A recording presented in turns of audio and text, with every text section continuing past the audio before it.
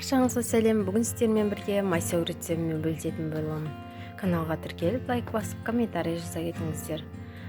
Ең алдымен майсөгті қайнап тұрған ыстық суға жібітіп аламыз. Кішкене қант салып жібереміз. Ыдыстың бетін жауып қоямыз.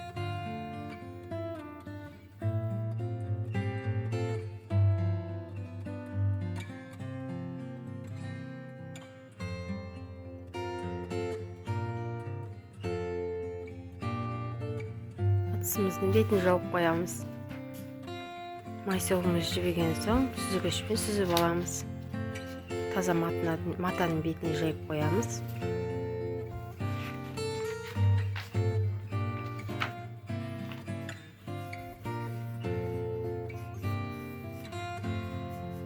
Сонда майсөгіміз су татып тұрмайды. Маймен араластырғанда тек майдың дәмі шығып тұрады.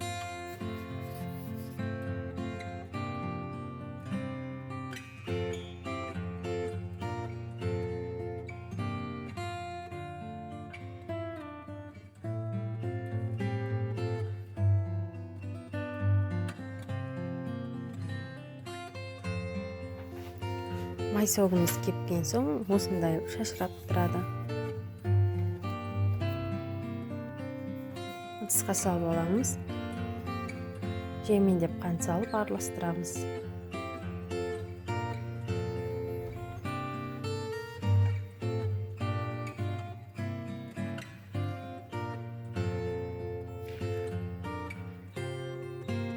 Сары май саламыз. Араластырамыз. Майсөгті қатты мұжып сықпаймыз.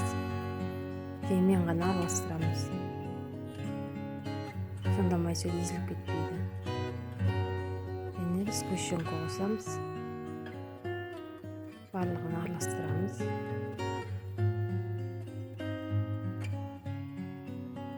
Жақсылап араластырған соң кішкене кесе алып, ішін бір сумен шайып жіберіп, майсөгімізді саламыз.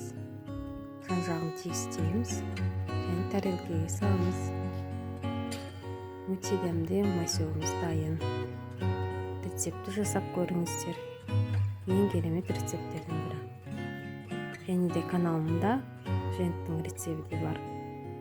Рецепт ұнаса, каналға тіркеліп, лайк басып кетіңіздер.